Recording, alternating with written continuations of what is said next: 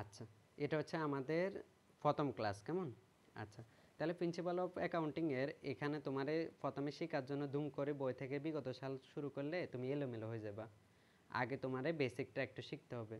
তোমরা যেহেতু মানে এসএসসি দিলা, এইচএসসি দিলা, আবার ধরো কমার্সের সাবজেক্টগুলোতে পড়াশোনা করতে আগ্রহ প্রকাশ করছো, একটাই কারণ তোমাদের হিসাব বিজ্ঞান ভালো লাগে বা সহজ লাগে, এটাই তো। বা হিসাব বিজ্ঞান এত এলোমেলো লাগে না, ভালোই লাগে, সেজন্যই তো তুমি এই সকল সাবজেক্টে নিছো। তুমি অ্যাকাউন্টিং নাও, আর ম্যানেজমেন্ট নাও, বা ফিন্যান্স নাও, বা মার্কেটিং নাও, সবগুলো কোর্সেই তোমার মানে অ্যাকাউন্টিং টার্মগুলোই আছে, এর বাইরে কিছু নেই। আচ্ছা, এখন যদি এটাতে ভালো করতে হলে তাহলে কি করতে হবে? আমার মতে প্রিন্সিপাল অফ অ্যাকাউন্টিংয়ে ভালো করতে হলে আহামরি তোমার কোনো কষ্ট করতে হবে না। জাস্ট আমার এখানে 8টা পেজের একটা শিট আছে, এই শিটের বাংলা আর ইংরেজিগুলো ভালো করে পড়ে নেবেন। যদি ভালো করে পড়ে নেন তাহলে আপনি মানে ধরো 9-10-এর যে সহজ সহজ টপিকগুলো আসতো, ইন্টারে যেগুলো আসতো, ওইগুলাই তোমারে শেখাবে, নতুন কোনো কিছুই তোমার এখানে শেখাবে না। আমি আবারও বলতেছি, প্রিন্সিপাল অফ অ্যাকাউন্টিং তোমরা আমার কাছে শিখতে আসছো না, এখানে মূলত আমার শেখানোর মতো কিছুই নেই, সবই তোমরা পারো। এক কথা হচ্ছে বাংলাতে পারো আর কি, জাস্ট এটাকে ইংরেজি করতে হবে। এতদিন তুমি নগদান ধরো নগদে কয়টা যাবে কি শিখছো? কয় ডেবিট, নগদান ক্রেডিট, ঠিক না? এতদিন আচ্ছা নগদে কয় এই জাবেদা পারো না এমন কেউ আসো? নগদে কয় এই জাবেদা পারো না এমন তো কেউ নাই এই গ্রুপে, আচ্ছা এই ক্লাসে নাই। এটা জাবেদা কি? নগদান ডেবিট, সরি কয় ডেবিট নগদান ক্রেডিট, এটাই তো। এখন জাস্ট তুমি এটাকে ইংরেজিতে শিখতে হবে, ফার্সেস ডেবিট ক্যাশ ক্রেডিট। এখন ধরো আসবাবপত্র কয়, এটা জাবেদা তোমরা সবাই মানে বাংলা যে টার্মগুলো আছে এগুলো সবাই পারো, আহামরি কঠিন কোনো টার্ম এখানে নাই, একদম সবগুলোই তোমরা পারো। জাস্ট এখন তোমাদের কি করতে হবো, বাংলাটাকে ইংরেজিতে শিখতে হবো। আর বাংলাটাকে ইংরেজি শেখার জন্য ভাইয়া আমারে কি করতে হবো, আমার এখানে 8টা পেজের একটা শিট আছে, কষ্ট করে এটা সুন্দর করে একটা রিভিশন দিতে হবো। আর এই 8টা পেজে আজকে আমি তোমাদেরকে পড়াবো। আচ্ছা, এখন আমি প্রথম থেকে একদম শুরু করি। অ্যাকাউন্টিং ইকুয়েশন, এটা তো সবাই জানেন অ্যাকাউন্টিং যে ইকুয়েশন আছে, ধরেন এ সমান এল প্লাস ওই, এ সমান এল, এখানে এই বলতে কি বোঝাচ্ছে বলো তো?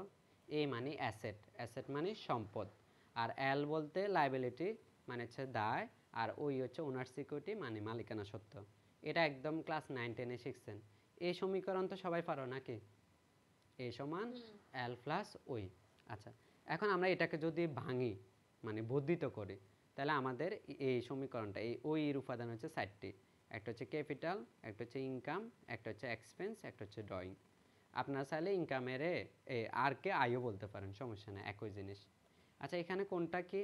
এ মানে অ্যাসেট সম্পত্তি, এল মানে হচ্ছে লাইবিলিটি দায়, আর সি মানে হচ্ছে ক্যাপিটাল, আর আর মানে হচ্ছে রেভিনিউ, ই মানে হচ্ছে এক্সপেন্স, ডি মানে হচ্ছে ড্রয়িং। আজকে থেকে বাংলাগুলো কম ইউজ করবেন, ইংরেজিগুলো বেশি মানে বেশি বেশি ব্যবহার করবা। এ মানে এখন থেকে সম্পত্তি না বলে মানে ইংরেজিগুলোই ইউজ করলে তোমার কি লাভ হবো? আচ্ছা, তোমাদের তো ম্যানেজমেন্ট হলো ইংরেজিতে লিখতে হবে না অ্যাকাউন্টিং, বাকি সাবজেক্টগুলো তো তোমরা বাংলাতেই লেখো, তোমাদের তো ইংরেজিতেই লিখতে হয় নাকি? অ্যাকাউন্টিং ডিপার্টমেন্ট যারা আছে তারা তো ইংরেজিতে লিখতে হবে মাস্ট। ম্যানেজমেন্ট ডিপার্টমেন্টে গুলো কথা বলে তোমাদের যে সাজেশনগুলো আছে ইংরেজিতেই তো আনসার করো। আচ্ছা, ইংরেজি লিখতে হবে, বাংলা লেখা যাবে না। তাহলে আজকে থেকে জাস্ট ইংরেজি টার্মগুলো একটু ইউজ করলে হয়ে যাবে। আচ্ছা, এখানে কোনটা কি বুঝেছে আমি নিচে দিয়ে লিখে দিলাম। এ হচ্ছে অ্যাসেট, এল হচ্ছে লাইবিলিটি, ওই হচ্ছে ওনার সিকিউরিটি, সি হচ্ছে ক্যাপিটাল, আর হচ্ছে রেভিনিউ, রেভিনিউ না লিখে আপনি এখানে ইনকামও লিখতে পারেন, সমস্যা নেই। আর ই হচ্ছে এক্সপেন্স, ডি হচ্ছে ড্রয়িং। এতটুকুর মতো, এতটুকুর মধ্যে কারো কোনো ঝামেলা লাগে? তোমরা তো এগুলো পারোই, কি বলো, সমস্যা আছে এতটুকুর মধ্যে? এটা 9-10-এ শিখছেন, এতটুকুর মধ্যে সমস্যা কিছু নাই। আচ্ছা, তারপরে আমরা আসি, এবার আমাদের কিছু বাংলা আমরা পারি। প্রথম কাজ হচ্ছে হিসাব বিজ্ঞান শুরু করার জন্য আমার মতে, আমি ধরে নিলাম তুমি কিছুই পারো না, তুমি অনার্সের কিছুই পারো না, কিন্তু 9-10-এ যা পড়ছো তা দিয়েই তোমার আমি মোটামুটি ভালো মার্ক তুলে দিতে পারবো। তাহলে তোমার কি করতে হবে, কষ্ট করে এখানে দেখো কয়েকটা টার্ম আছে, এগুলা বাংলাও আছে ইংরেজিও আছে। বাংলাগুলো আপনারা শেখানোর কিছু নাই আমার, বাংলা আপনি পারেন, জাস্ট এগুলার পাশে যে ইংরেজি নামগুলো আছে না, এগুলো মুখস্থ করতে হবে। আমরা এতদিন যেখানে নগদ লিখতাম এখন এখানে ক্যাশ লিখব। আমরা এতদিন যেখানে ব্যাংক জমা লিখতাম এখানে ক্যাশ অ্যাট ব্যাংক লিখব। আমরা এতদিন যেটাকে দেনাদার বা প্রাপ্য হিসাব বলতাম এটাকে আমরা আজকে থেকে অ্যাকাউন্টস রিসিভেবল বলবো। আমরা এতদিন যেটাকে প্রাপ্য নোট বলতাম এটাকে আমরা বলবো যে নোট রিসিভেবল। আমরা এতদিন যেটাকে দেনাদার, আচ্ছা ডেপ্টর এটা এত বেশি ইউজ করা হয় না, এটা বাদ দিলেও পারেন। আমরা অ্যাকাউন্ট রিসিভেবলকে দেনাদার বলবো। আর সাপ্লাইজ, ওই যে সাপ্লাইজ বা মনিহারি আছে না, এটা ইংরেজি টার্মটাও সাপ্লাইজ। সাপ্লাইজ হচ্ছে ইংরেজি আর মনিহারি হচ্ছে বাংলা। ইংরেজি নামগুলা পড়বেন, আবার পড়তে পড়তে মুখস্থ করে ফেলবেন, ঠিক আছে? এটাই তোমাদের কাজ। প্রিন্সিপাল অ্যাকাউন্টিং আর কিছু নাই, সব তো তুমি পারোই। জাস্ট তোমার ইংরেজিটা লিখতে হলে তাহলে কি করতে হবে, বাংলাগুলো ইংরেজি টার্ম তোমার মুখস্থ করতে হবে। আর অগ্রিম যে কোনো খরচ, খরচ তো এক্সপেন্স, আর অগ্রিম যে কোনো কিছুকে আমরা প্রিপেড বলবো, কেমন? তাহলে আমরা যদি অগ্রিম খরচ বলি এটাকে বলা হচ্ছে প্রিপেড এক্সপেন্স, ঠিক আছে? আচ্ছা, তাহলে অগ্রিম আয় কি হবে, প্রিপেড রেভিনিউ হবে বা ইনকাম হবে। আচ্ছা, আর বকেয়া যে কোনো কিছুকে আমরা বলবো যে অ্যাকুরেট, ACCRUED, কেমন? অ্যাকুরেট ইনকাম বা এখানে কি, আচ্ছা রেভিনিউ লিখতে যাই, রিসিভেবল লিখি বলছে, ইনকাম রিসিভেবল। আচ্ছা আচ্ছা, ঠিক আছে, ইনকাম রিসিভেবল একই কথা, বকেয়া আয়। তোমরা এটাই ইউজ করার দরকার নাই, তোমরা এটাই ইউজ করবা। আর যদি কোনো সুদ, এটার মধ্যে 9 নাম্বারটা মুখস্থ না করলে হবে, এটাও 8-এর মধ্যে পড়ে গেছে। অ্যাকুরেট ইনকামের মধ্যে অ্যাকুরেট ইন্টারেস্টটা চলে আসছে। আর মজুদ পণ্য, মজুদ পণ্য হচ্ছে মার্চেন্ডাইজ ইনভেন্টরি। এখন তোমরা অঙ্ক করতে গেলে দুইটা মজুদ পণ্য পাবা, একটা হচ্ছে প্রারম্ভিক মজুদ, একটা হচ্ছে সমাপনী মজুদ। প্রারম্ভিক মজুদকে বলবো হচ্ছে বিগিনিং ইনভেন্টরি, মার্চেন্ডাইজ ইনভেন্টরি বা শুধু বিগিনিং ইনভেন্টরি। আর ক্লোজিংটা মানে হচ্ছে যায়, সরি, সমাপনীটাকে বলবো হচ্ছে ক্লোজিং ইনভেন্টরি। মানে প্রারম্ভিকটা হচ্ছে যায় বিগিনিং, মানে প্রারম্ভিককে বলবো যে বিগিনিং, আর সমাপনীকে বলবো হচ্ছে ক্লোজিং। আর ইনভেন্টরি তো বুঝছো, মজুদ পণ্য। আচ্ছা, এখানে তাহলে 10টা নাম শিখালাম। নগদ, ক্যাশ, আর ব্যাংক জমা হচ্ছে ক্যাশ এট ব্যাংক। প্রাপ্য হিসাব বা দেনা হচ্ছে অ্যাকাউন্ট রিসিভেবল, আর প্রাপ্য নোট হচ্ছে নোট রিসিভেবল। আর 5 নম্বরটা লাগবে না। 6 নম্বরটা হচ্ছে সাপ্লাইজ বা মানে মনিহারি। আর 7 নম্বর হচ্ছে প্রিপেড কোনো কিছু, মানে হচ্ছে অগ্রিম খরচসমূহ। আর 8 নম্বর হচ্ছে যায় অ্যাকুরেট ইনকাম, হচ্ছে অগ্রিম বকেয়া আয়সমূহ। আর বকেয়া সুদ হচ্ছে, বকেয়া সুদ 8 নম্বর পড়লে হবে, 9 নম্বরও বাদ লাগবে না। আর ইনভেন্টরি দুইটা হয়, এখানে সাইড নোট দিয়ে লিখবেন, একটা হচ্ছে বিগিনিং ইনভেন্টরি, একটা হচ্ছে ক্লোজিং ইনভেন্টরি, একটা হচ্ছে প্রারম্ভিক মজুদ, একটা হচ্ছে সমাপনী মজুদ। এতটুকু সবাই বুঝছেন? কোনো তো ঝামেলা নেই আমার মতে। এক প্রিন্সিপাল অ্যাকাউন্টিং তোমাদের এই বছরের সবচেয়ে সহজ কোর্স। আমার কথা বুঝছো কিনা? তোমাদের 6টা কোর্স দিচ্ছে না, 6টার মধ্যে সবচেয়ে সহজ এটাই। যদি তুমি জাস্ট কয়েকদিন পড়ালেখা করো, ভালো মার্ক তুলতে পারবা। আচ্ছা, তাহলে চলতি যে সম্পদগুলো আমরা এখানে নাম লিখলাম, এগুলো পারবা কিনা? পারবেন? আচ্ছা, এখানে আরেকটা লাভ কি জানো নি, এসএসসি আর এইচএসসি তে তোমার বলতো আর্থিক বিবরণী দিতেই হবে, এখানে তোমার এত বাধ্যতামূলক নাই, তুমি তোমার মন গড়া মতো দিবা, কোনো সমস্যা নেই। আচ্ছা, তারপরে বিনিয়োগের মধ্যে আমরা যেমন শেয়ারে যদি কখনো বিনিয়োগ করি, এটাকে বলছে ইনভেস্টমেন্ট শেয়ার। সরকারি যদি কোনো সিকিউরিটি কিনি আমরা বলছি গভর্নমেন্ট সিকিউরিটিজ, কেমন? আচ্ছা, এত আহামরি না। তারপরে সঞ্চয়পত্র টার্মটা এত লাগে না, তবুও দেখে নেবেন সেভিং সার্টিফিকেট। মেয়াদে সঞ্চয়পত্র, এই টার্মটা তেমন লাগে না, তবুও লিখবেন যে টার্ম সেভিং ইনভেস্ট সার্টিফিকেট। চাইলে এটা বাদও দিতে পারেন, এটা তেমন লাগবে না আপনাদের। আচ্ছা, এবার স্থায়ী সম্পত্তিগুলো অনেক বেশি কার্যকর, অনেক বেশি কাজে লাগবে আপনার। মোটর গাড়ি, এটা মোটর কার তো বুঝছেন। ইজারা সম্পত্তি, ইজারাকে ইংরেজি টার্মটা আমরাও সবাই পারি, বাংলাটা উল্টা বুঝি না। লিজ মানে তো সবাই বুঝেন, অন্য কারো সম্পত্তি তুমি কয়েক বছরের জন্য ব্যবহার করলে ওরে যে টাকাটা দিতেছ ওটাকে বলে হচ্ছে লিজ। যেমন আমাদের প্রত্যেকের জায়গায় ধরো বড় বড় যে ইয়াগুলো আছে না, ধরো কি বলে দিঘি তিঘি, এগুলা কিন্তু ম্যাক্সিমাম দেখা যায় যে সরকারি সম্পত্তি, কিন্তু আমরা চাইলে কয়েক বছরের জন্য এগুলা ভাড়া নিতে পারি, এটাকে বলে হচ্ছে লিজ। আচ্ছা, লিজ প্রপার্টি কিন্তু স্থায়ী সম্পত্তি, অনেক বছরের জন্য নেই তো সেজন্য। আর স্টার দেওয়া যেগুলো আছে এগুলো খুবই গুরুত্বপূর্ণ, প্রত্যেকটা অঙ্কেই এক হিসাবে লাগে। যেমন অফিস যন্ত্রপাতি হচ্ছে অফিস ইকুইপমেন্ট, দালান কোড হচ্ছে বিল্ডিং, আসবাবপত্র হচ্ছে ফার্নিচার, আর ভূমি বা জমি মানে তো ল্যান্ড বুঝছেন। আর ভূমি উন্নয়ন হচ্ছে ল্যান্ড ডেভেলপমেন্ট।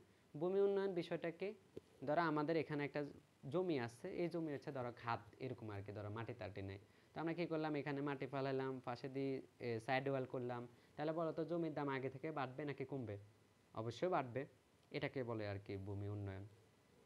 আর ডেলিভারি ভ্যান তো বুঝেন, ধরো আমাদের প্রোডাক্টগুলা দিয়ে আস্তে আস্তে যেগুলো লাগে, তাহলে মানে হচ্ছে ধরো দেখবা ম্যাক্সিমাম ক্ষেত্রে দোকানে দোকানে মানে দিয়ে আসে মাল দেওয়ার জন্য একটা ভ্যান ব্যবহার করে, ওটাকে বলা হচ্ছে ডেলিভারি ভ্যান। আর আমরা যদি কোনো ব্যক্তিকে বা কোনো প্রতিষ্ঠানকে ঋণ দিই, এটা হচ্ছে লোন। আচ্ছা, শুধু লোন লিখলে হবে, এত কিছু লাগবে না। আর লুজ টুলসটা এটা লাগে না, তবুও যদি কারো মনে হয় যে ধরো খুচরা কিছু যন্ত্রপাতি থাকে না, ধরো প্লাস তারপরে ছোটোখাটো যে যন্ত্রপাতিগুলো এগুলাকে বলা হচ্ছে লুজ টুলস। কেমন? আচ্ছা, এখানে যে স্টার দেওয়া যেগুলো আছে না, এগুলা ভূমির পাশে স্টার দিবেন, এগুলো একটু ভালো করে পড়িয়েন।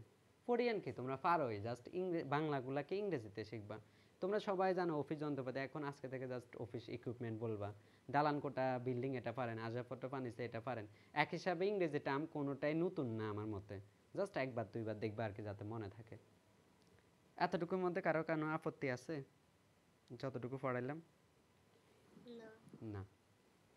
আচ্ছা, এবার হচ্ছে ইনট্যানজিবল অ্যাসেট। ইনট্যানজিবল মানে কি? অস্পর্শনীয় সম্পত্তি। আচ্ছা ভাই, অস্পর্শনীয় সম্পত্তি মানে কি? যেটা জাস্ট দেখা যায় না, ইয়া করা মানে স্পর্শ তুমি করতে পারবা না। যেমন সুনামকে কখনো স্পর্শ করা যায়? ওই প্রতিষ্ঠানের মানে খাবারগুলো অনেক ভালো বা সার্ভিস অনেক ভালো, এটা কি মানে ধরা যায়? ধরা তো যায় না, ধরা যায় না, দেখা যায় না। এই জন্য এগুলাকে বলা হচ্ছে অস্পর্শনীয় সম্পত্তি বা ইনট্যানজিবল অ্যাসেট। এই ইনট্যানজিবল অ্যাসেটের মধ্যে কি কি আছে? কপিরাইট আছে, প্যাটেন্ট আছে, গুডউইল আছে, ট্রেডমার্ক আছে। বাংলাগুলা তোমরা সবাই পারো। গ্রন্থসত্ত্ব মানে হচ্ছে যায়, যেটা হচ্ছে যায় বই বা এরকম মানে ধরো সাহিত্য টাহিত্য লেখার সাথে সম্পর্কিত আর কি, মানে তোমার জিনিসটা কেউ কপি করবে না, কপি করলে ওটা আইনগত ব্যবস্থা নিতে পারবা। সবগুলা বইয়ের উপর দিয়ে দেখা দেখিও পাবলিকেশনের নাম থাকে। তারপর হচ্ছে প্যাটেন্ট, নতুন কোনো কিছু আবিষ্কার করতে, প্যাটেন্ট তো বাংলা যা ইংরেজিও তা। তারপর হচ্ছে সুনাম, সুনামটাকে ইংরেজিতে ভালো করে মনে রাখেন, একটা হচ্ছে গুডউইল। কেমন? তারপর হচ্ছে ট্রেডমার্ক আছে। আচ্ছা, তারপর হচ্ছে যায় দেখেন হচ্ছে যায় এই যে কপিরাইট, প্যাটেন্ট, গুডউইল। আচ্ছা, কপিরাইট, পেটেন্ট, গুডউইল আর একটা হচ্ছে ট্রেডমার্ক, এগুলোকে বলা হচ্ছে ইনট্যানজিবল অ্যাসেট। আচ্ছা ভাই, এটা শুধু অ্যাসেট এটা মনে রাখলে হবে? আপাতত হবে, কিন্তু পরবর্তীতে তুমি যখন ফাইন্যান্সিয়াল স্টেটমেন্ট করতে যাবা, আর সহজ করে বলি, আর্থিক বিবরণী করতে যাবা, তখন তো তোমার অ্যাসেট সবগুলো আলাদা আলাদা করে দেখাতে হবে। কারেন্ট অ্যাসেট চলতি সম্পত্তিকে আলাদা করে দেখাতে হবে, লং টার্ম অ্যাসেট মানে দীর্ঘমেয়াদী সম্পত্তিকে আলাদা করে দেখাতে হবে, ইনট্যানজিবল অ্যাসেট এটাকে আলাদা করে দেখাতে হবে। তখন তোমার এটা কাজে লাগবে। ফার্স্ট ইয়ারে এটা তো মানে সবগুলো অ্যাসেটের আলাদা আলাদা করে ভাগ করে শেখার দরকার আছে, ফার্স্ট ইয়ারে নাই। তবে শিখে ফেললে তোমার ভবিষ্যতের জন্য ফেরামুক্ত। আচ্ছা, আমি যতটুকু পড়াইলাম ইনট্যানজিবল অ্যাসেট, এতটুকুর মধ্যে যদি কোনো কোশ্চেন থাকে করতে পারেন। বুঝছো কিনা এতটুকু? আর অনলাইনে যারা নতুন তারা কয়েকদিন সময় নিতে হবে, অন্তত 4-5টা ক্লাস করলে দেখবা যে ভালো লাগে যাবে। প্রথম প্রথম একটু এলোমেলো লাগে। আচ্ছা, তাহলে আমাদের অ্যাসেট পাস শেষ। অ্যাসেট পাসে আমরা কি কি কি শিখলাম? একটা হচ্ছে চলতি সম্পত্তি শিখলাম, চলতি সম্পত্তিকে বলা হচ্ছে কারেন্ট অ্যাসেট। তারপর আমরা বিনিয়োগ, ইনভেস্টমেন্ট শিখলাম। তারপর আমরা লং টার্ম অ্যাসেট শিখলাম, ফিক্সড অ্যাসেট বা বলা যায়। তারপর আমরা অস্পর্শনীয় সম্পত্তি বা ইনট্যানজিবল অ্যাসেট বললাম। এবার কিছু আছে চলতি দায়, আমরা চলতি দায়গুলো শিখবো। যেমন ফদেয় হিসাব বা পাওনাদার, এখান দিয়ে পাশে দিয়ে লিখতে পারেন পাওনাদারও। ফদেয় হিসাব বা পাওনাদারকে আমরা বলবো যে অ্যাকাউন্ট পেয়েবল। আর যদি ফদেয় নোট হয় তাহলে নোটস পেয়েবল, আর ফদেয় বিল হলে বিলস পেয়েবল। কেমন? আর সানডে ক্রেডিটর এটা লাগে না, তবু একবার দেখিয়েন পাওনাদারকে সানডে ক্রেডিটরও বলা যায়। তারপর আমরা যদি যে কোনো মানে আয়, আচ্ছা, যে কোনো আয় যদি অগ্রিম নিয়ে ফেলি, অগ্রিম আয় আর কি, অগ্রিম আয়ও কিন্তু আমাদের জন্য দায়। এই যে এটা হচ্ছে অ্যাডভান্স বা আনআর্নড রেভিনিউ, বাংলাতে এটাকে বলা হচ্ছে অনুপার্জিত আয়। আবার অগ্রিম যে কোনো প্রাপ্তি, আচ্ছা 5 নাম্বার লাগবে না, আপনারা শুধুমাত্র 6 নাম্বারটা পড়বেন। অ্যাডভান্স যে কোনো ইনকাম মানে অনুপার্জিত আয়, যেটাকে আমরা বাংলাতে বলি, এখানে বাংলাতে কষ্ট করে এই জিনিসটা লিখেন, অনুপার্জিত আয়। এখানে লেখা নাই তো আপনারা লিখে ফেলিয়েন, অনুপার্জিত আয়, এটা বাংলাটা। কেমন? অনুপার্জিত আয় মানে কি? টাকা নিয়ে নিলাম কিন্তু কাজটা এখনো করে নাই। ধরো আজকে হচ্ছে তোমাদের হিসাব বিজ্ঞানের প্রথম ক্লাস, আমি বললাম যে আমার পেমেন্ট আজকে দিয়ে দিতে হবে, তাহলে তোমরা আমার আজকে পেমেন্ট দিয়ে দিলা, কিন্তু আমি কি এখনো পুরো সবগুলো ক্লাস কমপ্লিট করছি? করি নাই। এটাকে বলা হচ্ছে অনুপার্জিত আয়। টাকা নিয়ে নিলাম, কাজ এখনো করি নাই, এটা আমাদের জন্য দায়। কেন দায়? টাকা নিয়ে নিছি কিন্তু আমি তো কাজ করি নাই, তাহলে তো আমার অবশ্যই কাজ করতে হবে। মানে হচ্ছে যে টাকার বিনিময়ে যে সেবাটা, এটা তো এখনো দিই নাই, এটাকে বলা হচ্ছে অনুপার্জিত আয়। মানে কাস্টমার থেকে তুমি টাকা দিয়ে দিলা, এখনো পণ্য পাঠাও নাই বা সেবা দাও নাই, এটাকে বলেছে অনুপার্জিত আয়। আর ইংরেজিতে বলেছে অ্যাডভান্স রেভিনিউ বা অ্যাডভান্স ইনকাম, বা আরো সুন্দর করে বললে আনআর্ন ইনকাম বা রেভিনিউ। ঠিক আছে? আচ্ছা, তারপর হচ্ছে যে সকল প্রকার খরচ যদি বকেয়া থাকে, যেমন ধরো বিদ্যুৎ বিল বকেয়া আছে, ভাড়া বকেয়া আছে, বেতন বকেয়া আছে, এই টার্মগুলো কিন্তু প্রত্যেকটা অঙ্কে লাগবে, ভালো করে খেয়াল করিও। যে কোনো খরচ যদি বকেয়া থাকে, ওটাকে বলবো হচ্ছে ওই এক্সপেন্সের সাথে আমরা পেয়েবল লাগিয়ে দিব। ধরো র্যান্ট, ভাড়া বকেয়া আছে, আমরা বলি যে র্যান্ট পেয়েবল। আমার কথা বুঝছো কিনা? ধরো ইউটিলিটি মানে কি গ্যাস পানি বিদ্যুৎ বিল এগুলো বকেয়া আছে, আমরা বলবো ইউটিলিটি পেয়েবল। মানে যে কোনো খরচ যদি বকেয়া থাকে আমরা ওই খরচের নামের পাশে লিখে ফেলবো যে পেয়েবল। আবার খরচের নামগুলো কিন্তু বাংলা ইংরেজি দুইটাই, মানে আজকের ক্লাসে মূল কথা হচ্ছে যাই এখানে সেইটা যা দিলাম তার ইংরেজি আর বাংলা তোমার ক্লিয়ার করা, তাহলে তুমি আর প্যারা খাবা না। আমার কথা বুঝছো কিনা? মানে ইংরেজিগুলা বাংলাগুলো তো তুমি পারোই, বাংলাগুলো ইংরেজি টার্মগুলো শিখে ফেলা, এটাই হচ্ছে আমার মূল কাজ। এটা যদি পারো এরপরে অঙ্ক করাইতে আর কষ্ট নেই। আচ্ছা, আর ব্যাংক জমাতিরিক্ত এটা হচ্ছে ব্যাংক ওভারড্রাফট, এটা অলরেডি তোমরা পড়ছো যেহেতু ব্যাংক সমন্বয় বিবরণীয় করে আসছো। ব্যাংক জমাতিরিক্ত মানে হচ্ছে তোমার ব্যাংক অ্যাকাউন্টে যত টাকা আছে তার থেকে বেশি টাকা উত্তোলন করে ফেলছো, এটাকে বলা হচ্ছে ব্যাংক জমাতিরিক্ত। মানে তোমার যতটুকু জমা ছিল উত্তোলন তার থেকে বেশি হয়েছে, এটাকে বলা হচ্ছে ব্যাংক ওভারড্রাফট। এটাকে ব্যাংক ওডিও বলতো, ওডি ওভারড্রাফট। আচ্ছা, তারপর হচ্ছে যে আচ্ছা কারেন্ট লায়াবিলিটির মধ্যে কারো সমস্যা আছে? চলতি দায়ের মধ্যে কারো কোনো সমস্যা থাকলে বলো। আছে? আমার কথা শুনতেছেন? চলতি দায়ের মধ্যে কোনো সমস্যা আছে? চলতি দায়ের মধ্যে কারো কোনো সমস্যা আছে? আমার কথা শুনতেছ?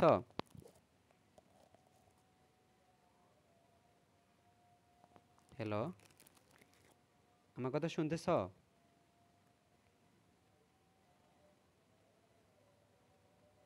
হ্যালো,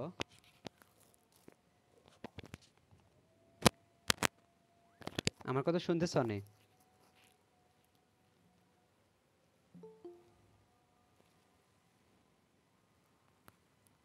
আচ্ছা, আমার কথা শুনতেছেন? দাঁড়ান 1 মিনিট।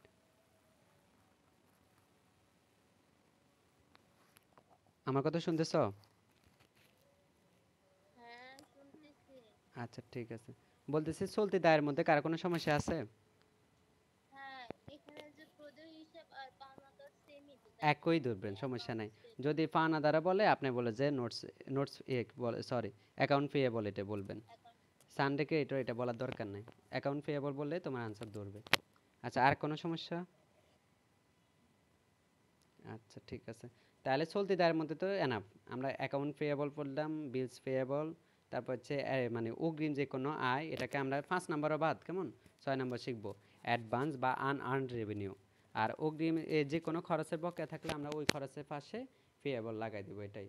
আর ব্যাংক জমাতিরিক্ত হচ্ছে ব্যাংক ওভারড্রাফট, কেমন ব্যাংক জমাতিরিক্ত মানে যতটুকু জমা ছিল তার থেকে বেশি উত্তোলন করে ফেলছি। বলেন এতটুকু পারবা? আচ্ছা, তাহলে কারেন্ট অ্যাসেটের মধ্যে কারো কোনো সমস্যা দেখলাম না। আমি এখানে কিন্তু বললাম, এটা নোট করছো, আন রেভিনিউকে বলবা হচ্ছে অনুপার্জিত আয়। এখানে বাংলাটা লেখা না, আমি বলে দিলাম অনুপার্জিত আয়। অনুপার্জিত আয় মানে কি টাকা নিয়ে নিলাম, এখনো কাজ করি নাই। আচ্ছা, এবার দীর্ঘমেয়াদী দায় একটা শিখলে হইব ভাই, শুধু লোন, আর কিছু লাগবে না। তবুও শিখে রাখো, ব্যাংক লোন হতে পারে, মর্টগেজ লোন হতে পারে, বন্ড হতে পারে, ডিবেঞ্চার হতে পারে, এগুলো সবগুলো দীর্ঘমেয়াদী। ঠিক আছে, এগুলো সবগুলো অলরেডি আপনারা জানেন। আর মর্টগেজ বন্ড বা বন্ধকি ঋণ কি? মানে তুমি কোনো কিছু বন্ধক রাখলে ওটা বিনিময়ে তোমার যদি ঋণ দেয় ওটাকে বলা হচ্ছে বন্ধকি ঋণ। আর ব্যাংক ঋণ তো বুঝছেন, বন্ড ডিবেঞ্চার এগুলো একই কথা, একইভাবে মানে শুধুমাত্র নাম মনে রাখলে হবে, এটা দীর্ঘমেয়াদী দায়ে যায়। ফিক্সড লায়াবিলিটির মধ্যে কার কোনো সমস্যা আছে? আর সমস্যা। আচ্ছা, আর এগুলো কিসের মধ্যে দিছে? দীর্ঘমেয়াদী দায় দিছে, ইনভেস্টমেন্ট রিজার্ভ। আচ্ছা, এগুলা লাগবে না, 5-6 নম্বর আপাতত ফার্স্ট ইয়ারের জন্য লাগবে না। তারপর দেখো ওনার সিকিউরিটিগুলো দেখো, মালিকানা সত্ত্ব, যেমন ক্যাপিটাল তো মালিকানা সত্ত্বের মধ্যেই পড়ে। আবার যদি আমরা অতিরিক্ত মূলধন দিই এটাকে বলা হচ্ছে অ্যাডিশনাল ক্যাপিটাল, অতিরিক্ত মূলধন। তারপর সাধারণ সঞ্চিতিকে বলা হচ্ছে জেনারেল রিজার্ভ। তারপর শেয়ার মূলধনকে বলেছে শেয়ার ক্যাপিটাল, কেমন। তারপর হচ্ছে অগ্রাধিকার শেয়ার আছে না, এটাকে বলা হচ্ছে প্রেফারেন্স ক্যাপিটাল, বা প্রেফারেন্স ক্যাপিটাল বলিয়ে না, প্রেফারেন্স শেয়ার বলবা, কেমন, অগ্রাধিকার শেয়ার। আচ্ছা, তারপর রিজার্ভ ফান্ড, এখানে যে টার্মগুলো আছে না এগুলো তোমাদের আপাতত ফার্স্ট ইয়ারে এত কাজ নাই বললেই চলে। ঠিক আছে, জাস্ট একবার নাম পড়ে নেবেন আর কি। তারপরে আসো, ইনকামগুলো ভালো করে আমাদেরকে শিখতে হবে। ইনকামগুলো কি? বিক্রয়, বিক্রয় মানে সেলস, এটা মানে এখানে বাংলাগুলো সবগুলোই তোমরা পারো, ভালো করে একবার পড়ো। বিক্রয়, সেবায়, শিক্ষানবিশ সালামি, উপভাড়া, সকল সুদ আয়, সকল কমিশন আয়, সকল বাট্টা প্রাপ্তি, সকল লভ্যাংশ প্রাপ্তি, তারপর অনাদায়ী দেনা সঞ্চিতি, শেয়ার হস্তান্তর ফি, এগুলো সবগুলোই বাংলাগুলোর সাথে তোমরা পরিচিত। এখন কথা হচ্ছে ইংরেজিগুলো একটু শেখা। যেমন বিক্রয়কে সেলস বলবা বা সেলস রেভিনিউ বলতে পারো। আর সেবা আয়কে বলা হচ্ছে সার্ভিস রেভিনিউ। আচ্ছা, বিক্রয় আর সেবার মধ্যে পার্থক্য কি? একটা হচ্ছে বিক্রয় বলতে পণ্য বিক্রয়কে বোঝায়, আর সেবা বলতে বোঝাচ্ছে যায় পণ্য আর সেবার মধ্যে পার্থক্য বোঝাবে না, মানে পণ্য তো দেখা যায় দৃশ্যমান, আর সেবা হচ্ছে অদৃশ্যমান। যেমন দোকান থেকে তুমি কলম কিনলে, এটা হচ্ছে পণ্য, আর আমার থেকে তুমি কি কিনতেছো? সেবা কিনতেছো। মানে আমি কি তোমার যেটা দিতেছি এটা কোনো মানে দেখা যায়, ছোঁয়া যায়, যায় না। আমি তোমার সাথে কি আইডিয়া শেয়ার করতেছি বা আইডিয়া সেল করতেছি তোমার কাছে আমি, ঠিক না? আমি আমার থিঙ্কিং এইরকম, আমি এই থিঙ্কিংটাই তোমার কাছে সেল করতেছি। তো এটা হচ্ছে সেবা। আর দোকানদার তোমার কাছে যেটা বিক্রি করতেছে ওটা হচ্ছে পণ্য। আচ্ছা, তাহলে সার্ভিস রেভিনিউ সেবার ক্ষেত্রে বলবো যে সার্ভিস রেভিনিউ, আর পণ্যের ক্ষেত্রে বলবো যে সেলস রেভিনিউ। কেমন? আর শিক্ষানবিশ সালামি টার্মটা খুবই কম লাগে। অ্যাপ্রেন্টিসশিপ নিব, প্রিমিয়াম না কি বলছে, লাগবে না আপাতত। আর উপভাড়া সাবলেট রেন্ট, এটাও তোমাদের খুবই কম লাগবে, তবু একবার শিখিয়েন। উপভাড়া বুঝছেন? উপভাড়া না বুঝলেও সাবলেট জিনিসটা বুঝার কথা। অনেক জায়গা অনেক বাসা ভাড়া সামনে দিয়ে লেখে সাবলেট ভাড়া দেওয়া হবে, এটা বুঝোনি? সাবলেট বুঝো কেউ? ধরো এটা তো বুঝার কথা। বা ঢাকা শহরে যদি ওই যে কি বলতা ব্যাচেলর হইতো তাহলে বুঝতা, অনেকে এরকম ভাড়া নেয়। ধরো এই 60টা রুম আমরা ভাড়া নিলাম, আমরা নিজেরাই ধরো ভাড়াটিয়া। এখন এই 60টা রুমের মধ্যে একটা রুম ধরো আমাদের কাজে লাগতেছে না, এই 4 নম্বর রুমটা আমরা কি করতেছি, আবার ভাড়া দিতেছি। এটাকে বলে হচ্ছে উপভাড়া। আমি নিজেই ভাড়াটিয়া, কিন্তু আমি কি করতে ভাড়া নিয়ে আবার ভাড়া দিলাম, এটাকে বলে হচ্ছে উপভাড়া। আর ইংরেজিতে বলেছে সাবলেট। কেমন? আচ্ছা, তারপর যে কোনো সুদ আয়, এটা অলরেডি আমরা শিখছি, অল ইন্টারেস্ট ইনকাম। তারপর যে কোনো কমিশন আয়, তারপর হচ্ছে যদি কখনো বাট্টা পাই, অল ডিসকাউন্ট রিসিভেবল রিসিভ। তারপর হচ্ছে যদি আমরা লভ্যাংশ পাই, লভ্যাংশকে ইংরেজিতে ডিভিডেন্ড বলে, এটা মনে রাখেন। ডিভিডেন্ড মানে লভ্যাংশ। তারপর অনাদায়ী দেনা সঞ্চিতি, এটা লাগবে না, এখান থেকে বাদ দিয়ে দিবেন। এটা শেয়ার হস্তান্তর ফিটাও আপনাদের লাগবে না। এটা এই সঞ্চিতিটা এখানে মূলত এখানে আসবে না, আয়ের মধ্যে আসবে না, ভুল করছে। আচ্ছা, বাকিগুলা পড়ি। এখানে জাস্ট আপনারা কি করতে হবে, এই দুইটাটা আমি আপনার জন্য গুরুত্বপূর্ণ, সেলস রেভিনিউ, সার্ভিস রেভিনিউ। আর বাকিগুলো আপনার আপাতত না শিখলেও চলবে। একটা হচ্ছে সেলস রেভিনিউ, বিক্রয় বিক্রয় আয়, আর একটা হচ্ছে সার্ভিস রেভিনিউ, সেবা আয়। এই দুইটা টার্ম মুখস্থ করে ফেলবেন। আমি শীট থেকে কিন্তু সব মুখস্থ করতে বলি নাই, যা যা দাগে দিতেছে তারপরে ক্লাসে শুরুতে আমি এটা রেডি করি, মানে পরে ক্লাসে বলবো যে এগুলো হয়েছে কিনা, এরপরে আমি ডিরেক্ট তোমাদের বিগত সালে চলে যাব। আমার কথা বুঝছো কিনা? শীটের মধ্যে যদিও 8 পৃষ্ঠা, আমি ঠিক করে তোমার পড়া দিতেছি মাত্র 2 পৃষ্ঠা, কাটি কাটি দিতেছি, সবগুলো পড়তে বলতেছি না কিন্তু। এখান থেকে আয়ের মধ্যে জাস্ট দুইটা টার্ম মুখস্থ করবেন, একটা হচ্ছে সেলস রেভিনিউ, একটা হচ্ছে সার্ভিস রেভিনিউ। আচ্ছা, এবার খরচের টার্ম বেশি, এগুলো মুখস্থ করতে হবে, নাহলে তুমি বুঝবা না। কয়কে বলে পার্সেস, বেতনকে বলা হচ্ছে যে স্যালারিজ, তারপর হচ্ছে ভাড়াকে বলা হচ্ছে রেন্ট, ডিউটিকে বলছে শুল্ককে বলা হচ্ছে duty। এটা লাগবে না আপাতত, যেটা যেটা কাটতে দিয়েছে যে এটা তেমন মুখস্থ করিও না। আর ওয়েজেস, এটা হচ্ছে মজুরি। ডক চার্জ, এটা জাস্ট একটু এত না। আর জাহাজ ভাড়া, কার্গো ফেয়ার, এটাও লাগবে না, না শিখলে হবে। ইনপুট ডিউটি, এটাও এতটা লাগবে না। আর এটার পাশে দিয়ে লিখে রাখেন যে ইউটিলিটি, এটা খুবই গুরুত্বপূর্ণ। গ্যাস, পানি, বিদ্যুৎ, এগুলাকে বলা হচ্ছে ইউটিলিটি। এগুলাকে একসাথে বলবেন যে গ্যাস, পানি, বিদ্যুৎ, ইউটিলিটি বিল। আর ইলেকট্রিসিটি বিল নামে দিতে পারেন। আচ্ছা, ইউটিলিটি বিল দেওয়া আছে তো 10 নম্বরে। ইউটিলিটি হচ্ছে যে কি, গ্যাস, পানি, বিদ্যুৎ। আর সাপ্লাইজ হচ্ছে মনিহারি বা সাপ্লাইজ, একই কথা। সাপ্লাইজের জন্য কিছু সম্মানের যাবতীয় শেখাবো আরও পরে। আর নিরীক্ষা ফি বা অডিট ফি কি হচ্ছে, ধরো আমাদের প্রতিষ্ঠানে আমরা একজন সিএ অ্যাকাউন্টদারিকে দিয়ে কি ধরো হিসাব কিতাব যাচাই বাছাই করলাম, তো ওরা যে সম্মানীগুলো দিব, সহজ কথা টাকা দিব, ওই টাকাগুলোকে বলে হচ্ছে অডিট ফি।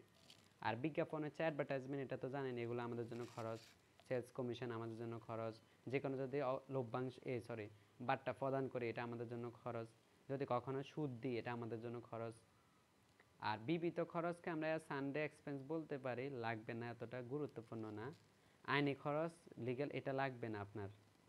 আর অনাদায়ী পাওনা, কুরিন আছে না, কুরিন, অনাদায়ী দেনা, অনাদায়ী পাওনা, কুরিন, এটাকে ইংরেজিতে বলা হচ্ছে ব্যাড ডেপ্ট। এটা একটু মুখস্থ করবেন। ব্যাড ডেপ্ট মানে হচ্ছে কি কুরিন, কুরিন অথবা অনাদায়ী দেনা অথবা অনাদায়ী পাওনা। এটা মানে কি দেনাদার থেকে সবগুলা টাকা কখনোই আদায় করা সম্ভব না, জীবনেও সম্ভব না। কিছু টাকা দেনাদার মারি দিবে, মানে তুমি যতজনের কাছে টাকা পাও সবাই কিন্তু তোমার টাকা পরিশোধ করবে না। কিছু না কিছু ব্যক্তি তোমার টাকা কোনো না কোনো কারণে দিবে না, মারা যাবে, নাহলে এই সমস্যা ওই সমস্যা বা দেউলিয়া হয়ে যাবে।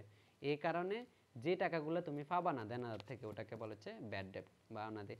দেখো বাংলা থেকে ইংরেজি সহজ, বাংলাতে কতগুলা কথা, কুরিন, অনাদায়ী দেনা, অনাদায়ী পাওনা, আর ইংরেজিতে জাস্ট একটা শব্দ ব্যাড ডেপ্ট। এটা মানে হচ্ছে কি অনাদায়ী দেনা অথবা অনাদায়ী পাওনা বা কুরিন। ট্যাক্স বা কর এতটা লাগবে না, কাটা, কয়লা, গ্যাস এতটা লাগবে না। ব্যাংক চার্জটা পড়বেন, ব্যাংক চার্জও আমাদের জন্য এক প্রকার খরচ।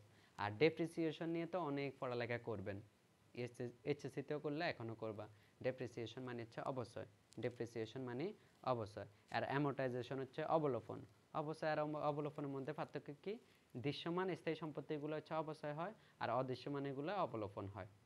আচ্ছা, তা মূলধনের সুদ, ইন্টারেস্ট অন ক্যাপিটাল, আর বিমা, ইন্টারেস্ট অন ক্যাপিটাল মূলধনের সুদটা এত লাগবে না, তবুও পড়লে পড়িয়েন।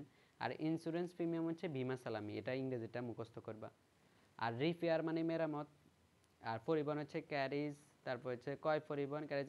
ইনওয়ার্ড যদি বলে এই দুইটা ভালো করে পড়িয়েন, এগুলো এতটা লাগে না, এই দুইটা 30 31। ফ্রাইড ইন যদি বলে, এটা হচ্ছে যে কয় পরিবহন, ভাড়া পরিবহন না, সরি কয় পরিবহন লিখবেন। আর আউট যদি বলে বিক্রয় পরিবহন।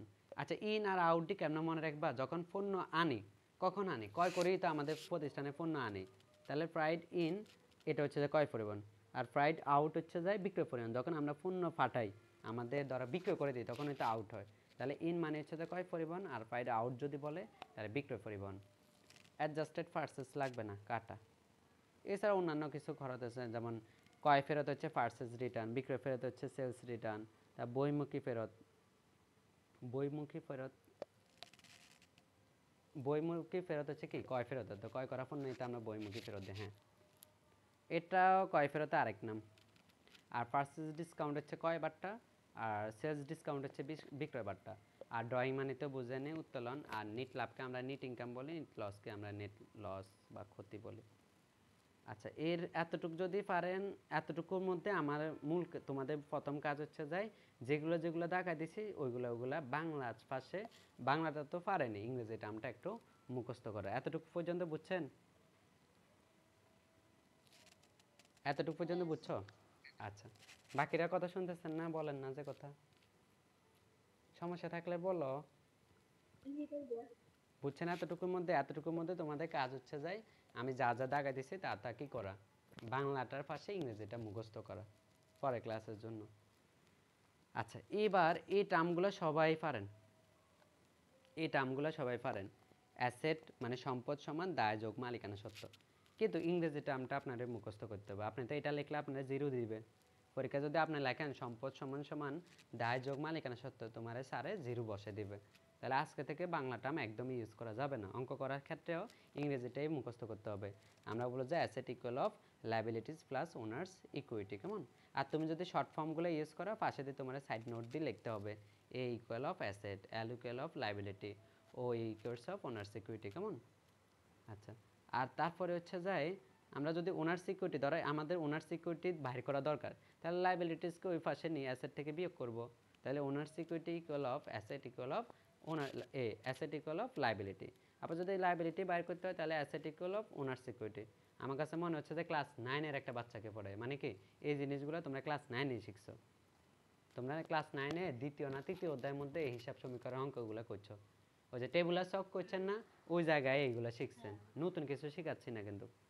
অনেকে আবার কেউ হা করে তাকাতে পারলা রে, কত কিছু কঠিন পড়া, প্রিন্সিপাল অ্যাকাউন্টিং বাচ্চাদের পড়া, 9-10-এর পড়াগুলো তুমি জাস্ট ইংরেজিতে কনভার্ট করবে। আচ্ছা, আর ওপেনিং ক্যাপিটাল মানে প্রারম্ভিক মূলধন কিভাবে বের করবো, প্রারম্ভিক সম্পদ থেকে একদম 100% শিওর, এটা তুমি 9-এ শিখছো ক্লাস। প্রারম্ভিক মূলধন বাইর করা আছে ওদের, দেখিও ওটা কিভাবে বের করে, প্রারম্ভিক সম্পদ থেকে প্রারম্ভিক দায় বাদ দে। এখন তুমি তো বাংলাতে লেখা যাবে না, তোমার হচ্ছে opening capital equal of opening asset minus opening liabilities. শুরুরটা হচ্ছে ওপেনিং বা বিগিনিং বলতে পারো, আর শেষেরটা হচ্ছে ক্লোজিং। শুরুর যে কোনো কিছুকে বলবো যে ওপেনিং বা বিগিনিং, আর শেষের যে কোনো কিছুকে বলবো হচ্ছে ক্লোজিং। যেমন প্রারম্ভিক মূলধনকে বলবো হচ্ছে ওপেনিং ইনভেন্টরি বা বিগিনিং কথাটাই আমার কাছে ভালো লাগে, বিগিনিং ইনভেন্টরি। আর শেষেরটাকে বলা হচ্ছে ক্লোজিং ইনভেন্টরি। ঠিক আছে, প্রারম্ভিক অ্যাসেটকে বলা হচ্ছে বিগিনিং অ্যাসেট, আর সমাপনী অ্যাসেটকে বলা হচ্ছে যে ক্লোজিং অ্যাসেট। আচ্ছা, যেমন ক্লোজিং ক্যাপিটাল বা ক্লোজিং ক্যাপিটাল কীভাবে বের করবা, এই যে সমাপনী সম্পদ থেকে সমাপনী দায় বাদ, তাহলে closing asset minus closing liabilities. কেমন? আচ্ছা, তারপর হচ্ছে যে ক্লোজিং ক্যাপিটাল তো আমরা শিখলাম। এছাড়াও এটাকে যদি বর্ধিত করা যায় তাহলে অনেক বড় হয়। এগুলো আমি অঙ্ক করার সময় তোমাদেরকে বুঝাই দিব। আপাতত জাস্ট টার্মগুলো একবার পড়লে আর লিখলে হবে। কেমন?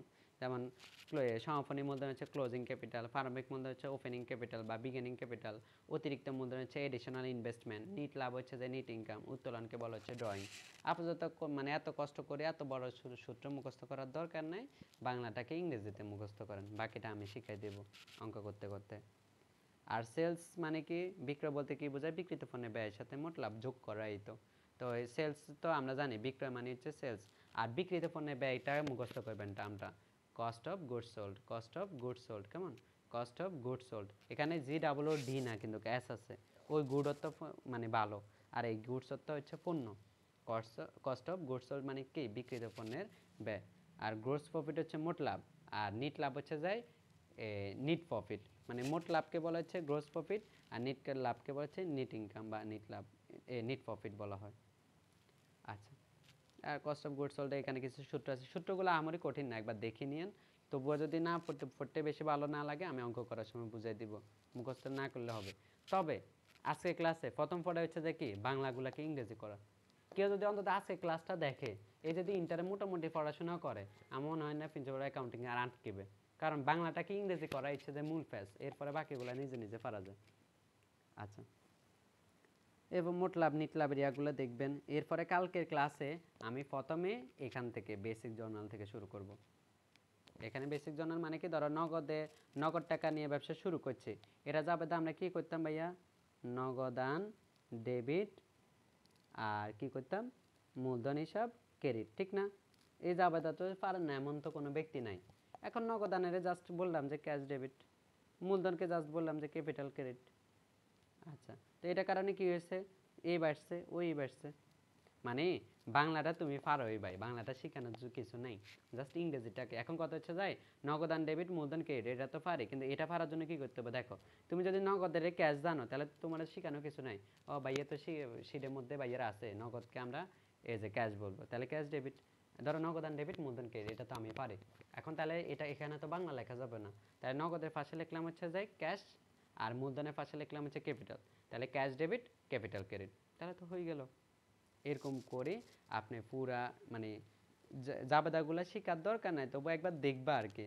আর আমার দ্বিতীয় ক্লাস হবে এখানে, ধরো বেসিক কয়টা জাবেদা দিছে, বেসিক সম্ভবত 30টা মতো জাবেদা দিছে। আমি পরের ক্লাসে এই 30টা জাবেদা আপনাদের বুঝাই দিব। তাহলে আপনার প্রথম কাজ হচ্ছে যাই, বাংলা যেগুলো আছে মানে যে সব পুরা শীট আমি পড়তে বলি নাই, যে যে জিনিসটা আমি দাগাই দিছি এগুলা তুমি একবার পড়ে ফেলেও, বাংলাগুলাকে ইংরেজি করো। আর যদি পুরোটা মুখস্থ করতে পারো মানে সবগুলা, এখানে তো আমি অনেকগুলা কমাই দিছি, তবে মানে ফার্স্ট ইয়ার হোক, সেকেন্ড ইয়ার হোক, আর থার্ড ইয়ার হোক, তোমার যে মানে যে ইয়ারেই হোক তোমার সবটাই লাগবে। কিন্তু ফার্স্ট ইয়ারের জন্য আমি যা দাগাই দিলাম, যা যা পড়তে বললাম তা পড়লে হয়ে যাবে আপাতত। তো ঠিক আছে, আজকের ক্লাস এতটুকুই।